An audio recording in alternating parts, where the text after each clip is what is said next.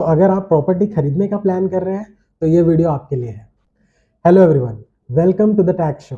I am C Rahul Tiwari और आज हम डिस्कस करने वाले हैं about the TDS on the sale of a property under section 194 IA।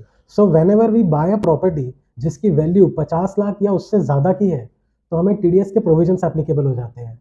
यानी सेलर को पेमेंट करते वक्त हमें उस अमाउंट में 1% का टीडीएस डिडक्ट करना होता है और वो गवर्नमेंट को डिपॉजिट करना होता है।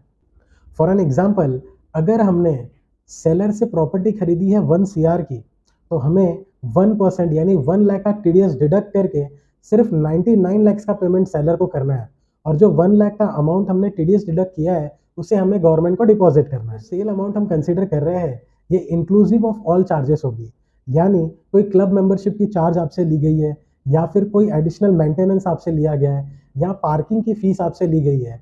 So this will include all amount in the sales consideration और उस टोटल अमाउंट पे आपको टीडीएस डिडक्ट करना है। नाउ इन केस अगर आपका सेल कंसिडरेशन और स्टैम्प ड्यूटी वैल्यू प्रॉपर्टी की ये दोनों डिफर करती है तो टीडीएस कौन से अमाउंट पे डिडक्ट होगा, लेट्स अंडरस्टैंड।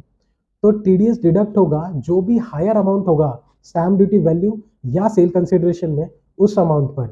सपोज अगर आपका स्टैम्प ड्यूटी वैल्यू 1 CR है बट आपका सेल कंसिडरेशन 90 लाख है तो आपका टीडीएस डिडक्ट होगा 1 CR के ऊपर, ना कि 90 लाख के ऊपर, इवन इफ वो आपका सेल कंसिडरेशन है। Now there will be a doubt कि अगर हम सेल कंसिडरेशन का पेमेंट इंस्टॉलमेंट में कर रहे हैं तो हमें कैसे टीडीएस डिडक्ट करना है और कौन से अमाउंट पे करना है। सो टीडीएस हर बार जब आप इंस्टॉलमेंट की पेमेंट करेंगे वो इंस्टॉलमेंट की अमाउंट से 1% का टीडीएस आपको डिडक्ट करना है और 26Q भी फाइल करके आपको उसे डिपॉजिट करना है। अब टीडीएस प्रोविजंस एप्लीकेबल हो गए तो ये क्वेश्चन आना लाजमी है कि क्या हमें 10 नंबर लेना पड़ेगा, टीडीएस रिटर्न फाइल करनी पड़ेगी या नहीं। तो बायर को कोई भी 10 नंबर लेने की ज़रूरत नहीं है, वो पैन नंबर के बेसिस पे टीडीएस डिडक्ट करके डिपॉजिट कर सकता है। For the purpose of deducting TDS उन्हें सेलर का पैन नंबर लेना होगा। अगर पैन नंबर सेलर नहीं प्रोवाइड करता है तो टीडीएस 20% के ऊपर डिडक्ट होगा, ना कि 1% पे। सेलर को पेमेंट करते टाइम हम जो टीडीएस अमाउंट डिडक्ट कर रहे हैं उसे हमें with in 30 days form 26Q भी फाइल करके और टैक्स का पेमेंट करके गवर्नमेंट के अकाउंट में डिपॉजिट कर देना है। 26Q भी हम फाइल कर सकते हैं through income tax portal.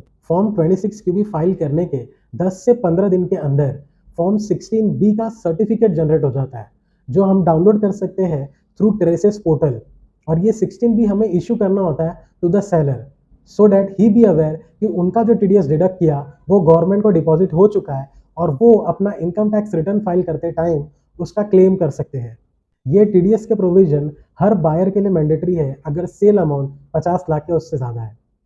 In case buyer 26Q भी फाइल नहीं करता है तो उसे 200 रुपीज़ पर डे की लेट फीस एप्लीकेबल है, और अगर वो टीडीएस डिडक्ट नहीं करता है तो 1% की पेनल्टी, और अगर डिडक्ट करके डिपॉजिट नहीं करता है तो 1.5% पर मंथ की पेनल्टी उस पर एप्लीकेबल हो जाएगी। ये जो टीडीएस प्रोविजंस हमने डिस्कस किए ये तब एप्लीकेबल है जब सेलर रेसिडेंट है। इन केस अगर सेलर नॉन रेसिडेंट है तो उसके लिए कंप्लीट डिफरेंट प्रोविजंस एप्लीकेबल है, वो हम डिस्कस करेंगे नेक्स्ट वीडियो में। ऐसी और जानकारी के लिए हमारे साथ कनेक्टेड रहिए। Thank you.